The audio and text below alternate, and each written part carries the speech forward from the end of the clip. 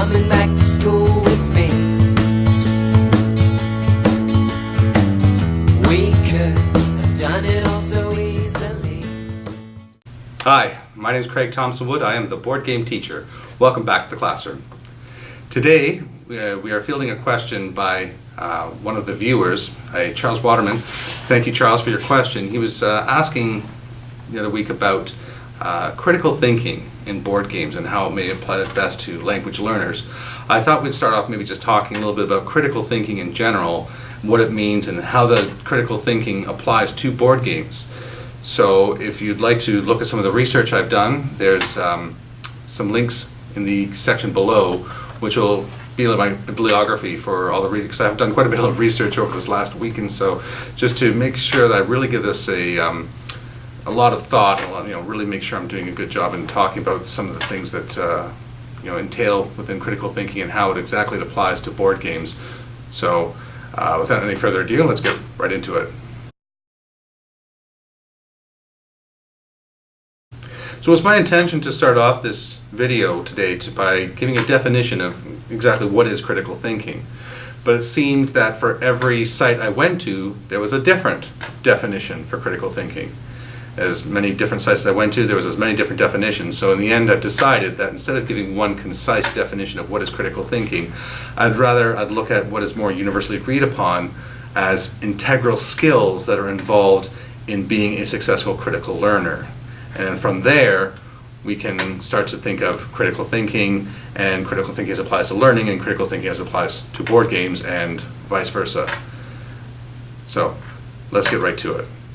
The first thing that a good critical learner demonstrates is the ability to gather information.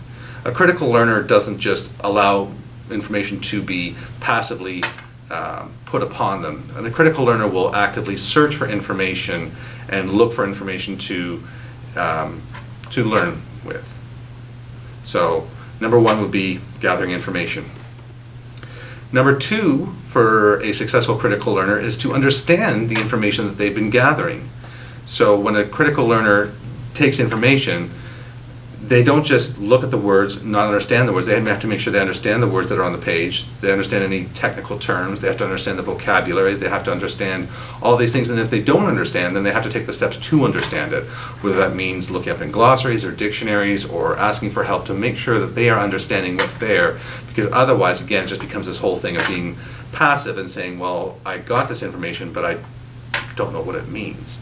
So a good critical learner will know what it means, or at least will find out what it means in order to be successful with the information that they have now before them. The third thing a good critical learner will do is to question the information that they've gathered. A good critical learner doesn't just accept the information as being true just because they've read it in a book or because they've read it on a website. A good critical learner will question all the information that they have. Does it sound right to you? Does this sound like something that you can believe? Does this just sound right? And if it doesn't sound right, then you need to ask some more questions and do a little more digging, a little more research. So good critical learners always ask questions. Question the information. Be critical. It's a key part of it's right in the name. Critical learning. You have to be critical. Fourth thing a good critical learner will do is to question the conclusions that they come up with. When they read the information, they understand the information, they question the information, what conclusions can they then draw from that? Well, question those too. Don't just accept that it's right just because you think it's right or because this is the way it is. Ask yourself, does that sound right? Or what are the possible outcomes here? If this is what I know to be true and this is what I've read now, where does this take me from here? What possible outcomes do I have at this point? So what are the conclusions that you can draw from the information that you have? That'd be my number 4. My fifth point for good critical learning is to question the source of the facts that you're gathering when you're gathering information. So don't just accept that I got this from a website or I got this from a book, and because it's a book and it's been published, therefore it must be true. Again, you need to question the sources where you got it from. So as you're gathering the information, you understand the information, you make sure you're questioning where that information came from in the first place. As teachers, we get this all the time when we tell students to be wary of Wikipedia and sites like that, because may not be true. And I often caution my students to beware of information they maybe get from older siblings and things, because while they like to sometimes believe it's true, it sometimes just isn't. So always, always question those sources. The sixth thing a good critical learner will do is to look for hidden information. What I mean by this is they look to see whether there are information that is maybe not implicitly stated in the text or in the source that they're getting it from. Is there something that they can infer? Is there something that they can find out more about? That maybe they feel like there's a piece of information missing from the whole picture. This can be, again, applied to things like board games, where maybe if you're interacting with somebody, the body language or the information that you have, what's missing, and from that, then it helps you to understand what information you have, what you don't have, and where you can go from there. Number 7 is a good critical learner does not expect to have all of the answers. A good critical learner will understand that their research, their findings and things may only take them so far, that they may have more questions, but that could be something that they may need to hold on to. Maybe they'll find out later or not, but that is just accepting the fact that sometimes you have to base your next plan of action on the information that you have, and while it may not be all that you would have liked, it may not all be there, you still have to make a next step. And so what would that next step be based on what you have, knowing that it's not all of it? And the final step a good critical learner will do with their information is to apply it to what they already know. Any information they've already gathered from before, any information that they know from their own experiences, and use that then to process and merge that information together and see how it then increases their understanding of whatever it is that they're trying to understand. So applying that information to their already pre-existing knowledge, after it's all been evaluated, of course, for reasonableness and to determine whether it's just good information, then apply it to yourself and take it from there.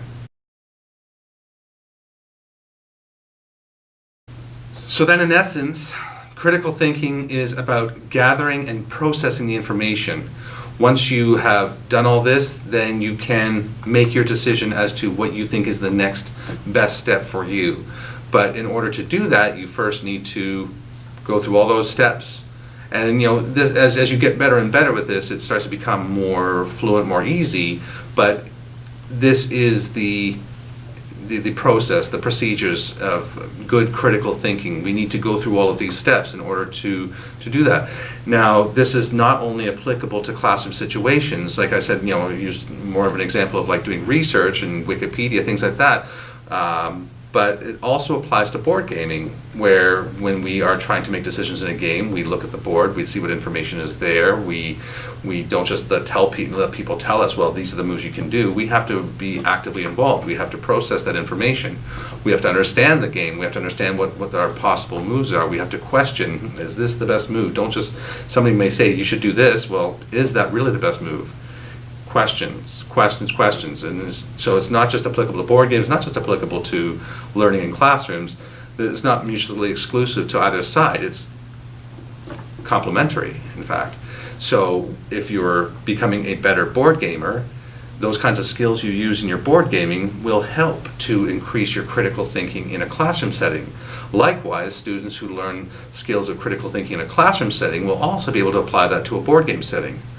My question to you, though, is which one is more fun? Which one is more likely to have the students motivated to learn critical thinking skills? I think you know the answer. I think you know my answer, hence this channel.